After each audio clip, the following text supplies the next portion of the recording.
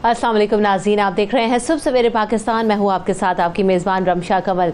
हर show का आगाज़ करते हैं, हर सुबह का आगाज़ करते हैं अच्छी बात के साथ, अच्छी सोच के साथ, और इस सोच के साथ कि हम अपनी ज़िंदगियों में जिस हद तक पॉजिटिव तब्दीली है उसे ला सकें, ताकि हम जो गलतियाँ कर रहे हैं, जो कोताहियाँ कर रहे हैं, या जो वक्त हमें नहीं मिला जिन कामों को करने के लिए, उन पर सोचें और उन्हें तब्दील करके अपनी ज़िंदगियों का हिस्सा बनाएं।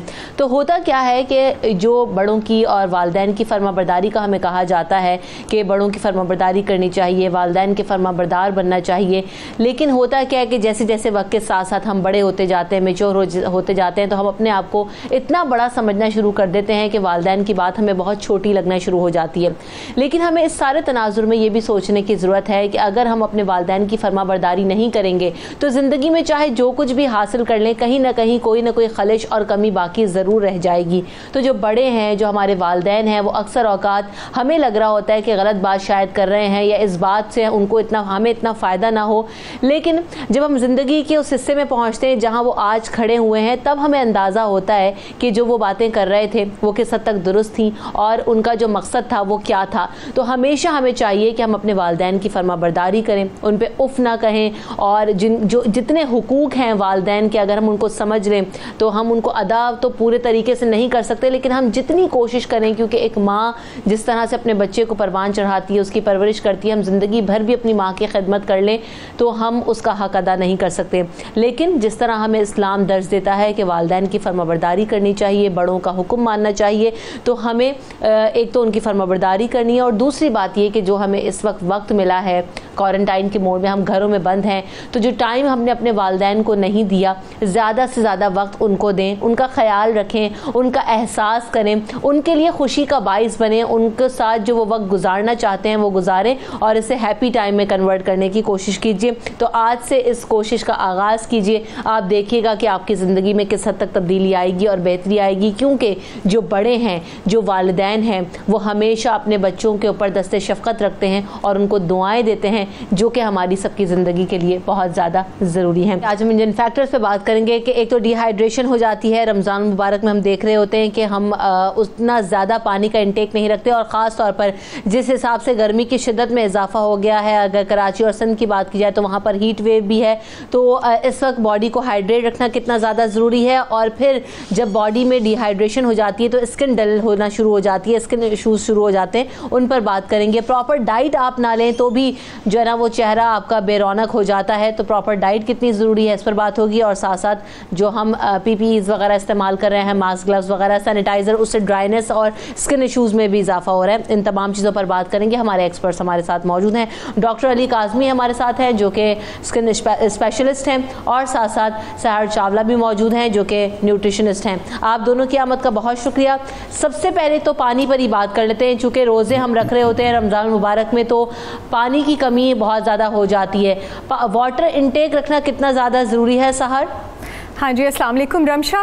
मैं बताना चाहूँगी क्योंकि हम रोज़े की बात करें और गर्मियों की रोज़ों की बात करें और हम हाइड्रेशन की बात करें, तो जब हम हाइड्रेशन की बात करते हैं हम खाली पानी की बात नहीं करते, हम पानी, इलेक्ट्रोलाइट्स और मिनरल्स, नमकियात की बात करते हैं। और जब हम पानी और नमकियात की बात करते हैं तो मैं आपको बता दूँ कि ख़ुद को हाइड्रेट करना पानी के अलावा खाने में भी बहुत सारे ऐसे अज्जा, खाने, फल और सब्जियों में मौजूद हैं जिससे आप खुद को हाइड्रेट कर सकते हैं। सबसे पहले मैं बात स्टार्ट करना चाहूँगी कि जो ह्यूमन बॉडी है वो एक सर्टेन अमाउंट से ऊपर पानी स्टोर नहीं कर सकती। सहरी में अगर आप 7-8 ग्लास पानी पी लेते हैं तो आपकी किडनीज जो है एक्स्ट्रा 600 मिलीलीटर ऊपर से जो पानी होगा उसको एक्सक्रीट कर देगी, पेशाब आ जाएगा।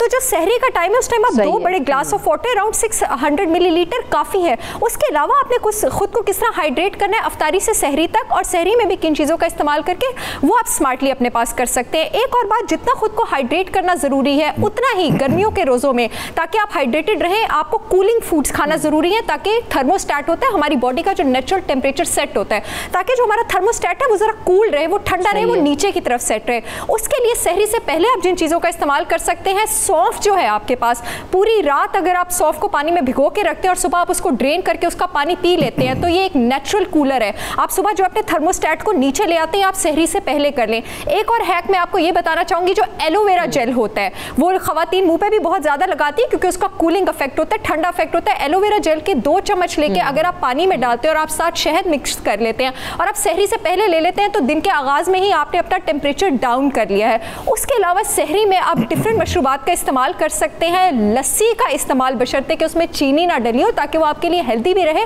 बहुत ज़्यादा अच्छा है। जो दही होता है उसमें प्रोबायोटिक्स होते हैं, वो आपके खाने की डाइजेशन में तो हेल्प करते ही करते हैं। उसके साथ जो दूध होता है, दूध आपके पास पानी से अच्छा हाइड्रेटर है। दूध में आपके पास 91% वाटर होता है और दूध में आपके पास पोटेशियम मैग्नीशियम होता है जो ब्लड प्रेशर को लोअर रखता है, जो कि गर्मियों के रोज़ों के लिए बहुत ज़्यादा अच्छा है। दूध में आपके पास विटामिन B12 होता है और राइबोफ्लेविन होता है। राइबोफ्लेविन पूरा दिन आपको मदद करता है, जो सहरी में आपने खाना खाया होता है उससे एनर्जी रिलीज करने में। तो कोशिश करें कि सहरी में सुबह या तो सौंफ का ड्रेन हुआ पानी पी लें, एलोवेरा जेल वाला और शहद वाला पानी पी लें, और लस्सी का जो सही है, डिहाइड्रेशन हो जाती है जिसकी वजह से हम देख रहे होते हैं डॉक्टर अली काज़मी की स्किन डल होना बहुत ज़्यादा शुरू हो जाती है, रंग ख़राब होना शुरू हो जाता है, फेस पे जो है ना वो सारी रौनक आपकी ख़त्म हो जाती है।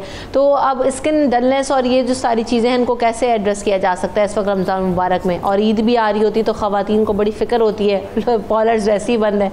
जी अच्छा, इस तरह के पहले मैं बताना चाहूँगा कि डिहाइड्रेशन किसको कहते हैं। देखिए, ताकि लोगों को पता चले कि किस चीज़ की हम बात कर रहे हैं। हम बात कर रहे हैं तराहट की। अब उसके लिए मैं पहले एक मिसाल देना चाहूँगा, एक बड़ी सिंपल सी मिसाल देना चाहूँगा कि आप अगर आजकल पौधों को पानी नहीं देते, फूल वगैरह को नहीं देते, आप देख लें 1 या 2 दिन के बाद फूल मुरझाने शुरू हो जाते हैं, और ख़ुसूसन इतनी ज़्यादा गर्मी के मौसम में तो फूल बिल्कुल मुरझा जाते हैं, क्योंकि उसके अंदर से तराहट चली जाती है। जो ऑलरेडी जो ज़मीन के अंदर पानी की एक मिकदार होती है वो एवेपोरेट होती है। जब वो एवेपोरेट होगी तो वहाँ पर पानी की कमी हो जाएगी, और अगर आप पानी नहीं वहाँ दे रहे तो फूल और जो पौधे मुरझाने शुरू हो जाएंगे। Same is with our skin, कि अगर आप स्किन के अंदर क्या है, क्योंकि एवेपोरेशन होती है, यहाँ से पानी जो है वो ऊपर एवेपोरेट करता है, और अगर आप मिकदार बॉडी के अंदर पानी की उतनी नहीं रखेंगे तो क्या होगा, जिस तरह फूल मुरझाए हमारी जिल्द भी मुरझानी शुरू हो जाएगी। तो सबसे इंपॉर्टेंट तो ये है कि हमें पानी का एक बैलेंस रखना बॉडी के अंदर। लाइक हमारी बॉडी 70% ऑफ द वाटर, जिसमें से 20% याद रखें पानी का हमारा जो तराहट है ये हमारी स्किन में होता है, हमारे डर्मिस के अंदर ये वाली चीज़ होती है, जो तह हमारी जिल्द की है उसके अंदर पानी होता है। तो इसे सबसे इम्पॉर्टेंट ये इस तह को, इस तराहट को हमने मेंटेन रखना है। वो कैसे मेंटेन रखना है, स्पेशली गर्मियों के अंदर, क्योंकि गर्मी में क्या होता है, सर्दी में तो और चीज़ होती है, गर्मी का जैसे मौसम अब आगे आ रहा है या रमज़ान का टाइम चल रहा है, इसमें ज़्यादा वाटर लॉस हो रहा है। वही जो ऊपर से पानी का लॉस हो रहा है वो ज़्यादा हो रहा है, एवेपोरेशन ज़्यादा हो रही है, एंड उसके साथ स्वेटिंग ज़्यादा होती है, पसीना ज़्यादा आता है। तो उसके लिए सबसे इम्पॉर्टेंट है हमें ये जो ट्रांस एपिडर्मल वाटर लॉस है, ये पानी का लॉस हो रहा है, उसको हमें कम करना है, जो कि हम कर सकते हैं। उसके लिए चंद चीज़ें हैं बड़ी इंपॉर्टेंट सी मैं बताना चाहूँगा जो आम जनरल पब्लिक के लिए हैं। उसमें एक तो है कि आपने वहाँ पर ना एक बैरियर बनाना है। बैरियर कैसे बनता है, अमोलिएंट्स एंड मॉइस्चराइज़र्स। मैं अपने हर प्रोग्राम में ये बताता हूँ कि कोई ज़रूरत नहीं है कि बहुत जाके महंगे एमोलिएंट मॉइस्चराइज़र्स, आप घर में भी इसको बना सकते हैं एमोलिएंट्स को या मॉइस्चराइज़र्स को। वो क्या करते हैं, एमोलिएंट क्या करेगा, ये एक तह बना देगा आपकी स्किन के ऊपर, जिससे पानी की जो कमी है वो नहीं होगी, और पानी जो है वो अपनी बॉडी के अंदर रहेगा, पानी बाहर एवेपोरेट नहीं होगा। जिसके लिए मैं 3 चीज़ें हमेशा बताता हूँ कि एक तो ग्लिसरीन, प्योर ग्लिसरीन ले लें, अर्के गुलाब, एक्वा रोज़ ले लें, एंड एलोवेरा अगर आप उसमें ऐड कर लें तो बहुत अच्छा ये बन जाएगा। ये 3 चीज़ें आप घर में बना सकते हैं। इट्स वेरी इकोनॉमिकल सिंपल चीज़। आप इसको मिक्स कर लें बराबर क्वान्टिटी में, सारी चीज़ें पूरी बॉडी पर आप इसको लगाएँ। इससे क्या होगा कि आपका ये वाटर लॉस ख़त्म होगा। बाकी तो जो पानी पीना ही है आपने रमज़ान में 6 से 8 ग्लास या जितने भी आप पी सकते हैं सुबह के टाइम वो पिएं, और फल वगैरह का इस्तेमाल बहुत ज़्यादा करें, जिसमें बाकी तो यानी जो आपने मॉइस्चराइज़र बताया है वो आपकी बॉडी को हाइड्रेट भी करेगा एक्सटर्नली, और आपकी जो है ना स्किन को फ्रेश लुक भी देगा, डिहाइड्रेटेड स्किन नहीं लगेगी, डल नहीं लगेगी। अच्छा, एक और चीज़ हो रही है, वो ये हो रहा है कि हम ये जो सैनिटाइज़र्स वगैरह इस्तेमाल कर रहे हैं उससे भी जो है ना वो हाथ बहुत ज़्यादा ड्राई हो रहे हैं, क्योंकि बार बार इस्तेमाल हो रहे हैं, उनमें केमिकल्स भी होते हैं। तो और फिर मुस्तकिल मास्क पहनने से, जैसे कि बहुत सारी तस्वीरें आई थी डॉक्टर्स की, पैरामेडिक्स स्टाफ की, जो मुस्तकिल पहन रहे हैं तो उनके फेस पे निशान भी हो रहे हैं। तो इस चीज़ को कैसे प्रिवेंट किया जा सकता है डॉक्टर अली काज़मी? जी, उसमें देखें जो जितने सैनिटाइज़र्स हैं इसमें 70 या 75% अल्कोहल होता है।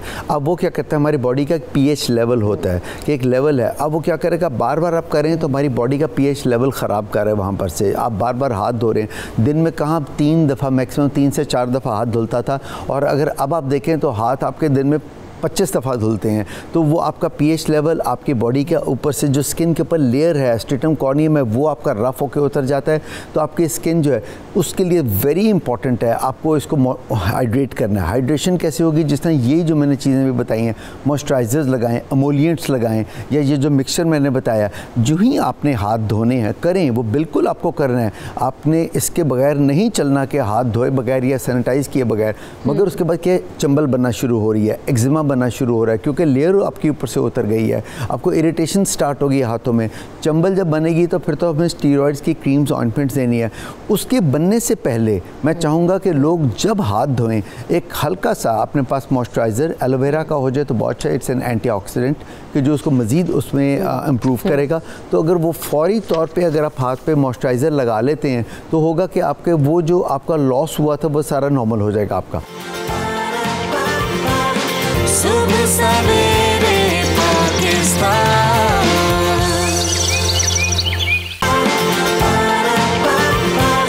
सुबह सवेरे पाकिस्तान। अस्सलाम वालेकुम शान से। वालेकुम अस्सलाम। हेलो जी, क्या सवाल है आपका?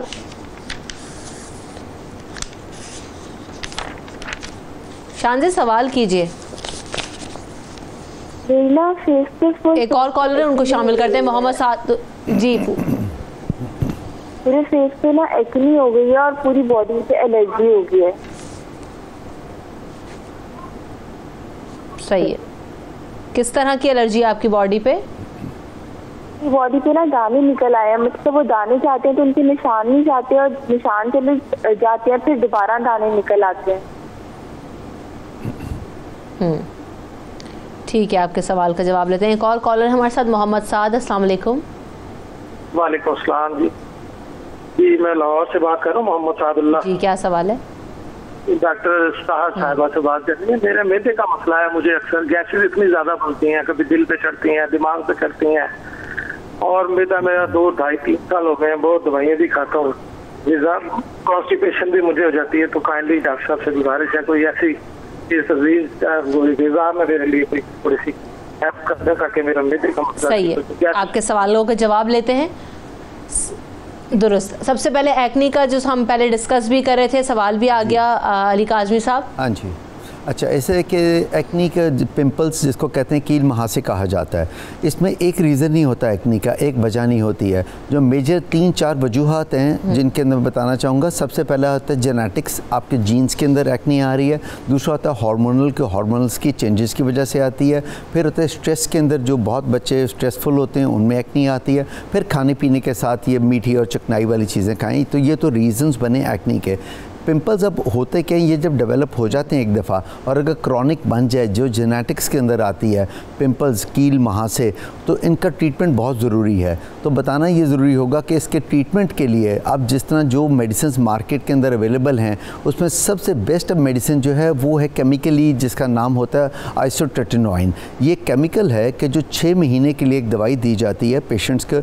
ये उन केसेस के अंदर कि जिनकी एक्नी सेटल नहीं हो रही, आबले बन गए हैं, चेहरे के ऊपर स्कार्स बन गए हैं और बुरे हाल हैं पेशेंट के, तो उन पेशेंट्स के अंदर ये 6 महीने का एक कोर्स होता है जो अंदर से एक्नी की जड़ को जाके, जब आपने एक रूट को ख़त्म कर दिया किसी बीमारी की, तो फिर वो वहाँ पर से दोबारा नहीं उठेगी। तो इसलिए अब जो पिंपल की रूट है वो एक ग्लैंड है, सेबेशियस ग्लैंड।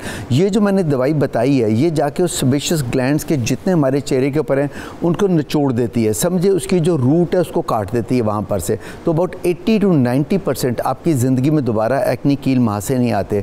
मगर क्योंकि इस दवाई के कुछ साइड इफ़ेक्ट्स भी होते हैं, इसे सिर्फ एक डॉक्टर के पास आपको जाना है, किसी भी डर्मेटोलॉजिस्ट के पास, और वो आपको तशखीस करेंगे कि आपको ये दवाई देनी है। पूरी बॉडी के ऊपर एलर्जी भी है, दाने हो जाते हैं और वो निशान जाते नहीं हैं। हाँ जी, वो जो एलर्जी हो रही है वो दो तीन किस्म की है। उसको हम फॉलिकुलाइटिस भी कहते हैं, फ्रंकुलोसिस भी कहते हैं। दाने जो होते हैं वो गर्मियों के अंदर बहुत कॉमन आते हैं। जो हमारी बैक्टीरियाज हमारे ऑल अराउंड हमारी एटमॉस्फेयर के अंदर हैं, ये इन्फेक्शन कॉज करते हैं और हमारे हेयर फॉलिकल्स की रूट्स के अंदर जाके इन्फेक्शन आ जाती है।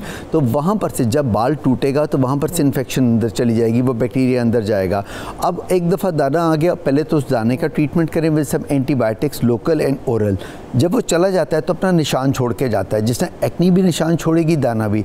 उसके लिए दिन बाद में आपको कुछ क्रीम्स ऐसी हम दी जाती हैं कि जिससे आपके पिगमेंटेशन ख़त्म हो जाता है। मगर मैं बताना बहुत इंपॉर्टेंट चाहूँगा कि जब एक्नी का, पिंपल्स का इलाज करें तो प्लीज़ आप उसको शुरू से ट्रीट करें। एक दफ़ा स्कार्स पड़ गए, खड्डे गड्ढे पड़ गए, वो फिर ज़िंदगी में ख़त्म नहीं हो सकते, बेहतर हो जाते हैं विद सर्टेन ट्रीटमेंट्स, कभी ख़त्म नहीं होते। इसलिए ट्रीटमेंट पहले उसका कराएं एक्नी का। एक और कॉलर है, उनको भी शामिल करते हैं। आसमा हमारे साथ है। अस्सलाम वालेकुम आसमा। अस्सलाम वालेकुम मैम। वो जी, क्या सवाल है आपका? मेरा सवाल ये है कि ना मेरे बाल बहुत ज्यादा गंदे, जैसे रफ होते हैं, बाल झड़ जैसे कहते हैं, घास की तरह वैसे हैं। मैंने बहुत ज्यादा कंडीशनर वगैरह भी यूज किए हैं, शैम्पू लगाती हूँ तब भी बाल मेरे खुश्क हो जाते हैं और नरम नहीं है, सॉफ्ट जैसे नहीं है ना बाल। तो मैं एलोवेरा भी मैंने लगाया, जो लगाने से मुझे ऐसे लगता है जैसे मजीद मेरे बाल खुश्क हो जाते हैं। मैं चाहती हूँ कि मुझे कुछ ऐसा बताएं जिससे मेरे बाल नरम रहें और मुलायम हो। सही है, और वो सही है। एक और कॉलर है, यूसुफ। अस्सलाम वालेकुम। अस्सलाम वालेकुम यूसुफ। हाँ जी, मैं डॉक्टर साहब ये जो है ना कालमी साहब से ज़रा पूछना चाह रहा था। जी जी। कि मेरा बेटा इंग्लैंड में, तो उसको खारिश की शिकायत हो जाती है और कभी कभी जिस तरह बोलते हैं ना छपाकी, एकदम दाने निकल आना, मुँह सूज जाना, होंठ सूज जाना जी, तो वो बड़ा प्रॉब्लम होती है। फॉर द टाइम बीइंग वो टैबलेट वगैरह इस्तेमाल करते हैं, लेकिन वो उससे वक्ती तौर पे होता है। ठीक है, मैं बताता हूँ। ओके, सही है, ठीक है। तो पहले जो मोहम्मद साद हमारे साथ कॉलर थे उनके सवाल का जवाब ले लेते हैं। सहर चावला से, जो मैदे में उनके तकलीफ होती है, गैसेस बनती हैं, कॉन्स्टिपेशन रहता है, उनके लिए डाइट प्लान क्या हो?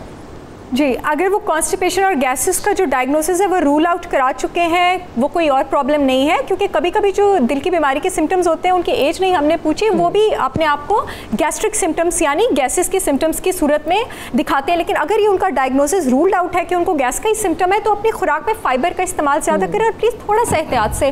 फाइबर आपके पास दो टाइप का होता है, एक होता है फर्मेंटेबल, एक होता है नॉन फर्मेंटेबल। जो फर्मेंटेबल होता है वो खाने में जब हमारी आंतों में हजम हो रहा होता है उस दौरान और ज़्यादा गैस प्रोड्यूस करते हैं, जिसमें आपके पास दालें, भिंडी, गोभी, ये चीज़ें शामिल हो जाती हैं। होता है ये भी फाइबर है, लेकिन ये और गैस प्रोड्यूस करते हैं। जो नॉन फर्मेंटेबल होता है, जिस वक्त वो हजम हो रहा होता है, वो गैस प्रोड्यूस नहीं करता और वो खाने के हाजमे को भी आसान करता है, जिसमें आपके पास रोटी आ जाती है, आपके पास नट्स आ जाते हैं और आपके पास फल आ जाते हैं। ठीक है, तो अपनी खुराक में रोटी, नट्स और फलों का इस्तेमाल जो है वो ज़्यादा करें और जूसेस को अवॉइड करें, स्पाइसी खानों को अवॉइड करें। जब स्पाइसी खाने हजम होते हैं तो वो बॉडी में बहुत ज़्यादा पानी एब्जॉर्ब करते हैं और बहुत ज़्यादा गैस प्रोड्यूस करते हैं। तो जिन लोगों को ऑलरेडी गैस की शिकायत होती है उनके लिए अच्छा नहीं होता। और खाने के बाद दिन में एक बार अपनी आदत बना लें, जब खाना खाए 30 मिनट हो गए हैं तो एज अ डिज़र्ट आप केला खाएं। जो केला होता है आपके पास वो बॉडी की हाइड्रेशन के लिए तो अच्छा है ही है, लेकिन वो बॉडी में गैस नहीं बनने देता अगर आप खाना खाने के 30 से 45 मिनट बाद खाते हैं, क्योंकि उसमें फाइबर भी अच्छे वाला होता है, नॉन फर्मेंटेबल होता है और वो डाइजेशन में हेल्प भी करता है।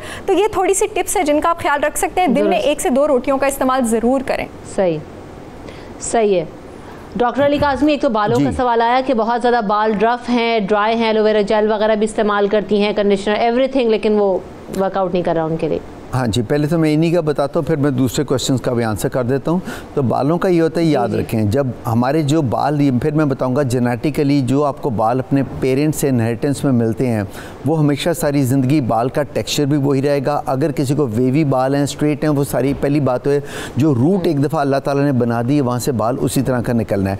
अब जो अगर टेक्सचर्ड वो बन चुका हुआ है, उनका ड्राई डैमेज हेयर हैं, तो उसके लिए शैम्पू के साथ एक अच्छा conditioner with a good shampoo, ये तो उनको, और मेडिकेटेड ना हो, उसमें कोई केमिकल्स ना डले हों, मगर अच्छा कंडीशनर जो उनको सॉफ्ट करे बालों को, तो उनका तो ये है। बाकी कोई दवाई उसको ठीक नहीं कर सकती। जिंक और बायोटीन का इस्तेमाल बहुत इंपॉर्टेंट होता है इस चीज़ के लिए, बालों की नशोनुमा के लिए। तो इसलिए उनको तो ये 2-3 चीज़ें उनको करनी है। दूसरा एक बहुत इंपॉर्टेंट क्वेश्चन आया था कि उनको, वो जो इंग्लैंड में जिनके बेटे हैं और जिनको बार बार एलर्जी हो रही है, उस एलर्जी को हम कहते हैं अर्टिकेरिया, और जो वो अर्टिकेरिया बता रहे हैं उसको हम कहते हैं क्रॉनिक स्पॉन्टेनियस अर्टिकेरिया, कि जो कि बहुत लंबे अरसे चलता है। लोग अक्सर कहते हैं कि जी हमारे होंठ फूल जाते हैं, हमारी आंखें, हाथ पाँव दौड़े बन जाते हैं और 24 घंटे के बाद ख़त्म हो जाते हैं, और मगर ये बहुत क्रॉनिक प्रॉब्लम चलती है, सालों साल चलती है।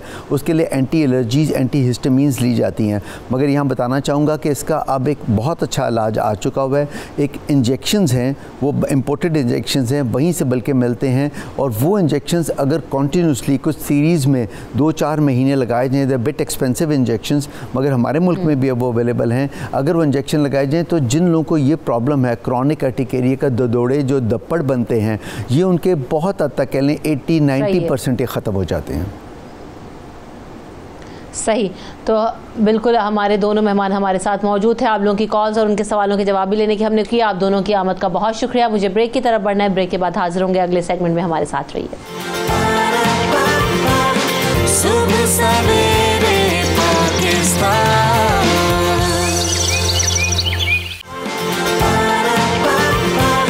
सुबह सवेरे पाकिस्तान। आखिर हमारी दुआएं कबूल क्यों नहीं होती, और फिर क्या हमें वाकई ये भी सोचना है, समझना है कि दुआ मांगनी हमें आती भी है या नहीं आती, दुआ मांगनी कैसे है, दुआ मांगने के आदाब क्या हैं, किस वक्त मांगनी चाहिए, दुआ मांगते में हम गलतियां कौन कौन सी करते हैं, तरीक़ाकार क्या है, तमाम चीज़ों पर आज बात करेंगे। इस्लामिक स्कॉलर्स हमारे साथ शामिल गुफ्तगू होंगे। ऐनुल हक बगदादी साहब हमारे साथ मौजूद हैं लाहौर स्टूडियो से, आपको वेलकम करते हैं। और कराची स्टूडियो में मेरे साथ प्रोफेसर डॉक्टर फरीदुद्दीन कादरी साहब मौजूद हैं, आपकी आमद का भी बहुत शुक्रिया।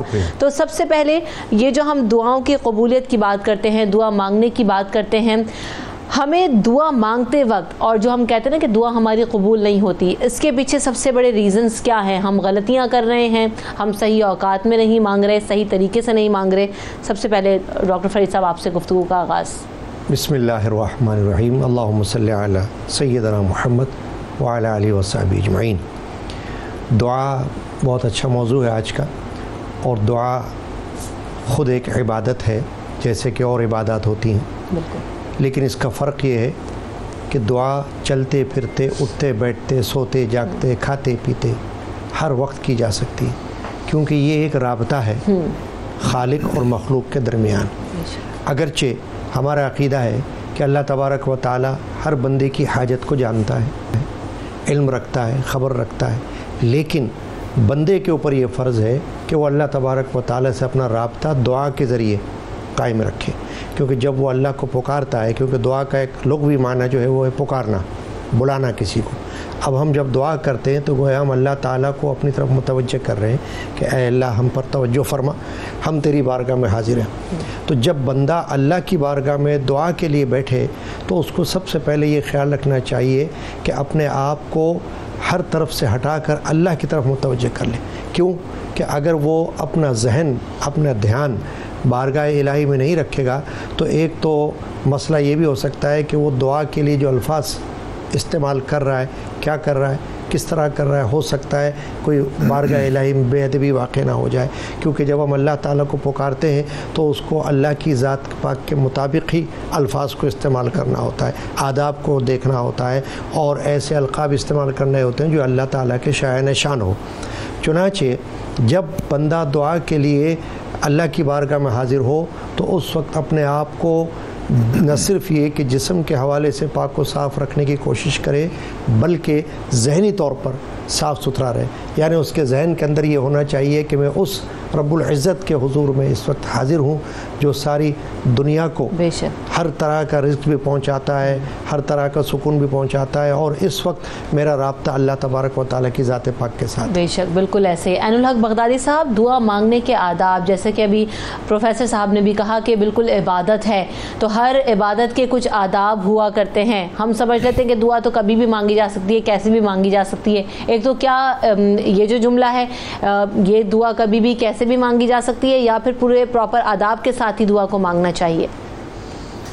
जी, बिस्मिल्लाहिर्रहमानिर्रहीम। बहुत शुक्रिया, आज बड़ा अहम मौजू आपने रखा, और ये आज के हमारे माशरे की बड़ी ख़ास ज़रूरत भी है, और पूरा माशरा हमारा शाकी भी है इसके ऊपर कि वो बहुत दुआएं मांगते हैं लेकिन उनकी दुआएं कबूल क्यों नहीं होती। तो यकीनन इसके पीछे बहुत सारी वजूहात हैं। दुआएं कबूल होती भी हैं बाज़ औक़ात, और इंसान को पता नहीं होता कि उसकी दुआ अल्लाह रब्बुल इज़्ज़त के यहाँ कबूल हो गई है या नहीं हुई। मैं बड़े इख्तिसार के साथ अपनी बात करने से बेहतर है कि हम हुज़ूर अलैहिस्सलातु वस्सलाम की सुन्नत मुक़द्दसा से सीखें कि आप अलैहिस्सलातु वस्सलाम ने दुआ के आदाब क्या बताए। हज़रत अबू हुरैरा रज़ियल्लाहु ताला अन्हु से ये मरवी है, तवील हदीस है, जिसमें वो इरशाद फरमाते हैं, आप अलैहिस्सलातु वस्सलाम का ये फरमान अक़दस है कि ला युक़बिलुल्लाह इल्ला इन्नल्लाह तय्यबुन ला युक़बिलु इल्ला तय्यबन, कि अल्लाह पाक ज़ात है और वो पाक के अलावा किसी और चीज़ को कबूल नहीं फरमाता। गोया कि जब हम अल्लाह रब्बुल इज़्ज़त जो पाक हस्ती है उसकी बारगाह में जो दुआ करेंगे, अगर वो भी पाक और साफ़ तरीके से करेंगे, यानी हम बाज़ाहिर ज़ाहिरी और बातनी तहारत के साथ रब की बारगाह में पेश होंगे, तो यकीनन वो अल्लाह रब्बुल इज़्ज़त की ज़ात कबूल फरमाने वाली है, वो कबूल फरमाएगा। इसके ऊपर हुज़ूर नबी अकरम सल्लल्लाहु अलैहि वसल्लम एक मिसाल देते हैं एक ऐसे शख्स की, अर्रजुलु युतीलु सफ़रा, एक ऐसा शख्स है जो बड़ा लंबा सफ़र करता है, अशअसा अगबरा, जिसके लंबे बाल गर्द आलूद हो जाते हैं, यानी सफ़र की ये उसके बेसिकली बताई जा रही हैं तकालीफ़। और आप बेहतर जानते हैं, सब जानते हैं कि जो बंदा सफ़र में होता है ये भी उसकी दुआ कबूल होने का एक ज़रिया होता है, क्योंकि सफ़र में इंसान थोड़ा सा मुश्किलात बर्दाश्त कर रहा होता है, अकेले में होता है, जिसकी वजह से उसका दिल थोड़ा नरम हो चुका होता है और उसकी दुआ कबूल हो जाती है। इसलिए इस हदीस मुबारका के अंदर भी उस मुसाफिर की कैफियत को बयान किया गया। फरमाया कि वो ऐसी हालत में जब आता है यमुद्दु यदैहि, अपने हाथ उठा लेता है रब की बारगाह में, और फिर वो गिड़गिड़ा कर और बड़े तजर्रो के साथ अल्लाह रब्बुल इज़्ज़त की बारगाह से दुआ मांगता है। कहता है या रब, ए मेरे रब, ए मेरे रब, यानी मुझे तू अता कर। जो भी दुआएं वो अल्लाह रब्बुल इज़्ज़त से मांगना चाहता है वो मांगता है।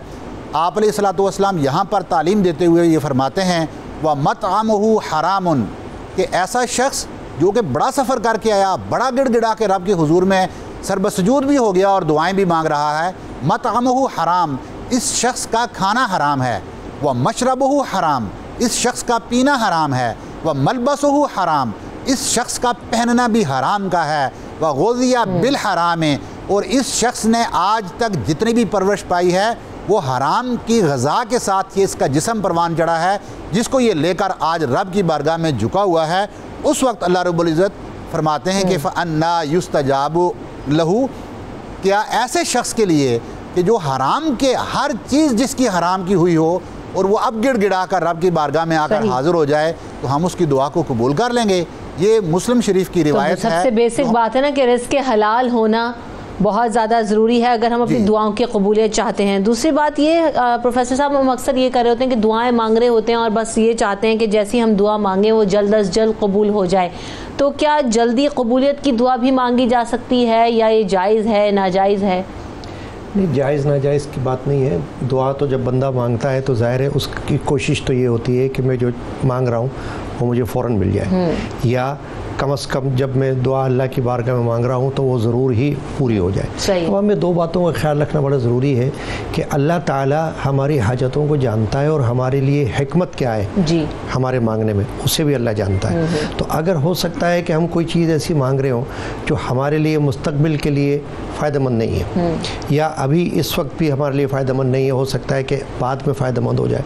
तो जब बंदा दुआ मांग रहा होता है तो उस वक्त उसे ये सोचना चाहिए कि मेरा काम तो अल्लाह से दुआ मांगना है। एक बहुत बड़े सूफ़ी शायर गुज़रे हैं, हज़रत हाफिज़ शिराज़, वो फरमाते हैं हाफिज़ वजीफ़ाए तो दुआ गुफ्तनस तो बस, दर बंदे आमबाश के शुनीद ना शुनीद। ए हाफिज़ तो दुआ करता रहे और बस, ये मत देख कि वो सुनता है कि नहीं सुनता, तू तो अपनी दुआ को मांगता रहे। तो अल्लाह ताला की बारगाह में जब दुआ मांगे बंदा तो अपनी तरफ से तो यकीन से मांगे, ये नहीं कि बेयकीनी के साथ मांगे, और सब्र के साथ अल्लाह की बारगाह में इंतज़ार भी करे कि जब मैंने दुआ मांग ली है तो मुमकिन है कि जो मैंने चाहा है या तो हस्ब मंशा वही पूरा हो जाए जिस तरीक़े से बंदा चाह रहा है, और या हदीस पाक में नबी अकरम सल्लल्लाहु अलैहि वसल्लम ने यह भी इरशाद फरमाया है कि हो सकता है उसके लिए अल्लाह तबारक व तआला कोई बदल आता फरमा दे। जो चीज़ मांगी गई है वो उसके हक़ में अगर बेहतर नहीं है तो हो सकता है उससे बेहतर चीज़ आता फरमा दे। तो यानी हमें ये लग रहा होता है कि हमारी दुआएं कबूल नहीं हो रही, लेकिन वो कहीं ना कहीं किसी और सूरत में पूरी हो रही है। किसी और अल्लाह तवक्कल होना बहुत ज़रूरी है। तवक्कुल तो ज़ाहिर, तवक्कुल तो इसलिए कि देखिए आप एक मरीज़ कोई हो जो बीमार हो, उसको हुक्म ये है कि वो दवा भी करे और दुआ भी करे। तो ये जो दुआ है ये तवक्कुल वाली बात है, और जो दवा है वो दुनिया का सहारा है। तो हमें अल्लाह ताला से रब्ता जब रखना होता है दुआ के ज़रिए, तो तवक्कुल भी हमारा मजबूत होना चाहिए कि जब हमने अल्लाह पे भरोसा रख के अल्लाह ही से दुआ मांगी तो इंशाअल्लाह अल्लाह ताला किसी न किसी सूरत में हमारे हक़ में ज़रूर कबूल फरमाएगा। बेशक। ऐनुल हक बगदादी साहब, एक तो ये कि जो हमें लगता है कि हमारी दुआएँ कबूल नहीं हो रही, तो क्या वो ज़ाया हो जाती हैं? जैसे कि अभी प्रोफेसर साहब ने भी कहा कि हमें किसी न किसी तरीके से उसका बदला ज़रूर मिल रहा होता है। और फिर दूसरी बात ये कि रसूल पाक सल्लल्लाहु अलैहि वसल्लम की सुन्नत क्या कहती है इस हवाले से कि वो किस तरीके से दुआ मांगा करते थे, अल्फाज आपके क्या हुआ करते थे? क्योंकि अक्सर हम कहते हैं कि जी बस ये दुआ हमारी जल्दी कबूल हो जाए, अल्लाह ताला ऐसा कर दे, अल्लाह ताला वैसा कर दे। सो हमें अल्फाज का चुनाव करना, रब्त रखना दुआ में क्या ज़रूरी होता है? ये बिल्कुल आपने दुरुस्त फरमाया है। और जो दुआ है ये कैफियत यानी कमियत से ज़्यादा ये कैफियत का नाम है, क्योंकि ये जो दिल का, इंसान के दिल के अंदर से जो दर्द के साथ आह निकलती है तो वही है कि जो ताकत परवाज़ रखती है। बंदा फ़र्श पे बैठा होता है लेकिन उसकी वो दुआ अर्श पर पहुंच चुकी होती है। और जैसा कि बात हो भी रही है कि दुआ हमारा काम है कि उन तमाम उसूल व ज़वाबित जो कि हमें हमारे दीन ने सिखा दिए हैं उनके मुताबिक हम वो दुआ अल्लाह रब्बुल इज़्ज़त की बारगाह में पेश कर दें। बाकी ये अल्लाह रब्बुल इज़्ज़त का काम है कि वो कितना कबूल करता है, नहीं करता, या वो उसको हमारे लिए कब महफूज रखता है, क्योंकि वो अलीम ज़ात है, अज़ली इल्म है उसके पास, वो जानता है, वो हिकमत उसके पास होती है कि वो किसी बंदे की दुआ को फौरी कबूल कर ले तो क्या उस बंदे के हक़ में वो बेहतर है या नहीं। तो यही अल्लाह रब्बुल इज़्ज़त ने उसूल भी रखा है। दुआ कभी ज़ाया नहीं होती, जिसको आप सही अंदाज में मांग लेते हैं अल्लाह रब्बुल इज़्ज़त के पास महफूज होती है। अगर दुनिया के अंदर आपकी वो दुआ कबूल नहीं हुई तो आखिरत में उन दुआओं का आपको अजर व सवाब मिलेगा। और इसके ऊपर यहाँ तक कहा गया है कि जब आखिरत में बहुत सारे लोगों को जो उनके गुनाह माफ़ कर दिए जाएंगे और उनको उनके बदले में नेकियां मिलेंगी तो वो बड़े हैरान होंगे कि ये हमें नेकियां किस वजह से मिली। जब उनको पता चलेगा कि जो दुनिया में वो दुआएं मांगते थे उनके बदले में आज उनको ये नेकियां मिल रही हैं और ये रुतबा मिल रहा है, तो वो उस वक्त तमन्ना करेंगे कि काश दुनिया के अंदर हमारी कोई भी दुआ कबूल ना होती, हम दुआएँ मांगते और आज के लिए वो जमा हो जाती हैं। आप अलैहिस्सलाम का बड़े वाज़ेह अल्फाज के अंदर ये फरमान है कि जो दुआ बंदा जब करता है तो वो दुआ या तो फौरी कबूल हो जाती है, अल्लाह रब्बुल इज़्ज़त फौरी तौर पर मिन व अन उस दुआ को कबूल फरमा देते हैं, या उस दुआ को कबूल नहीं किया जाता बल्कि उसकी जगह पर इंसान के कुछ गुनाहों को ख़त्म कर दिया जाता है, मिटा दिया जाता है। ये भी अल्लाह ताला अपनी हिकमत के तहत बेहतर जानते हैं कि उसके गुनाहों का ख़त्म करना ज़रूरी है। सुबह सवेरे पाकिस्तान,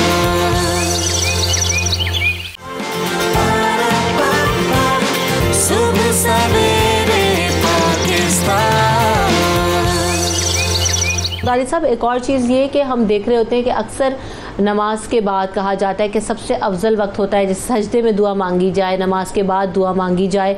और अक्सर औकात ये भी होता है कि हम इतनी जल्दी में होते हैं, दुआ नहीं मांगते, तो क्या चलते फिरते भी दुआ मांगी जा सकती है? बहुत सारे लोग लेटे लेटे दुआएं मांग लेते हैं, या प्रॉपर उन आदाब को फॉलो करना बहुत ज़्यादा ज़रूरी है जो कि हमें बताए जाते हैं दुआ मांगने के लिए? जी बिल्कुल, बुनियादी तौर पर तो आप समझे ना कि इसकी तरजीहात हैं या इसके मुख्तलिफ दराजात हैं, और इबादत सबसे बेहतरीन दुआ है जो आप नमाज अदा करते हैं या सजदे की सूरत में होते हैं, तो उस वक्त जो कुछ भी तस्बीहात आप कर रहे होते हैं तो वो यकीनन वो भी एक इबादत जो दुआ के ज़ुमरे में आता है सब। और नमाज पूरी की पूरी आप शुरू से आ जाएँ सूरह फातिहा से लेकर, तो वो सारी हमें दुआओं ही का एक अंदाज़ है जो सिखाती है। और इसके बाद नमाज के बाद वो एक दुआ का वक्त है जिसमें दुआ की कबूलियत होती है। मुख्तलिफ़ घड़ियाँ होती हैं और वो सहर की घड़ियाँ हो सकती हैं, आखिरी पैर है, जैसे उसके अंदर इरशाद भी है कि अल्लाह रब्बुल इज़्ज़त की ज़ात अपनी शान के मुताबिक आसमान दुनिया पर नुज़ूल फरमाते हैं और उस वक्त वो पुकार पुकार कर कहते हैं कि है कोई मुझे पुकारने वाला, मैं उसकी दुआ को सुन लूँ, उसका जवाब दे दूँ। तो इस तरह से मुख्तलिफ औकात और तरजीहात हैं। लेकिन जो आपने बात की है कि क्या हम हर वक्त भी दुआ कर सकते हैं, हाँ हर वक्त दुआ की जा सकती है। कोई पता नहीं है इंसान का दिल किस वक्त उसकी वो कैफियत बनी हुई है, और उस कैफियत के अंदर कोई बहुत ज़्यादा अल्फाज की ज़रूरत नहीं है, बहुत ज़्यादा कैफियत की भी ज़रूरत नहीं होती है। वो उसी अंदाज में अल्लाह रब्बुल इज़्ज़त को कबूल फरमा लेता है। मैं यहाँ पे 2 बातें बड़ी खुसूसन अर्ज़ करूँगा। एक तो ये है कि दुआ के आदाब में आपने शुरू भी बात की थी। आप अलैहिस्सलाम ने फरमाया कि हम्दो सना ज़रूरी है, दुआ के इब्तिदा में आप हम्दो सना करें, अल्लाह रब्बुल इज़्ज़त की तारीफ़ करें, फिर आप अलैहिस्सलाम के ज़ात मुक़द्दसा के ऊपर दुरूद पाक पढ़ें और फिर दुआ करें। एक शख्स ने दुआ की जिसमें न हम्दो सना थी और ना उसमें दुरूद पाक पढ़ा गया था। आप अलैहिस्सलाम ने जब उस शख्स की हालत देखी तो आपने फरमाया इसने बड़ी उजरत की है।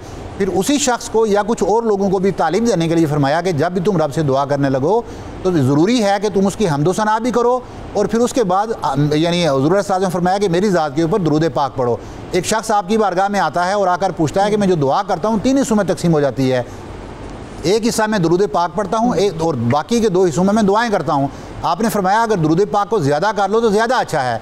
उसने कहा मैं 2 हिस्सों में ऐसा कर लूँगा। आपने फरमाया अगर ये भी ठीक है लेकिन अगर इसको और बढ़ा लेते हो तो वो भी अच्छा है। हत्ता कि उस शख्स ने कहा कि मैं यानी अपनी मुकम्मल दुआ वो दुरूद पाक की सूरत में पेश करूँगा। गोया कि हुज़ूर अलैहिस्सलाम की ज़ात मुक़द्दसा पे हर वक्त दुरूद सलाम पढ़ना ये कायनात की सबसे बड़ी दुआ है, जो यहाँ दुनिया के अंदर भी आपकी कामयाबी है, हुज़ूर की मोहब्बत की एक गवाही देती है और आखिरत में हमारे लिए। अब एक अगर मुझे आप थोड़ा सा मौका दे दें, जो आज आपका हमारा टॉपिक भी है इसका और उसके लिए बड़ा ज़रूरी भी था। हज़रत इब्राहीम बिन अदम, उनसे किसी ने पूछा था कि हमारी दुआएं कबूल क्यों नहीं होती, तो उन्होंने कुछ ना बड़ी बुनियादी शराइत दी थी। मैं इख्तिसार के साथ उनको बयान कर दूंगा। आपने फरमाया जल्दी से बता दीजिए। अरफ्तुमुल्लाह वलम तुअद्दु हक़्क़हु, तुमने अल्लाह रब्बुल इज़्ज़त को जान लिया लेकिन उसका हक़ अदा नहीं किया।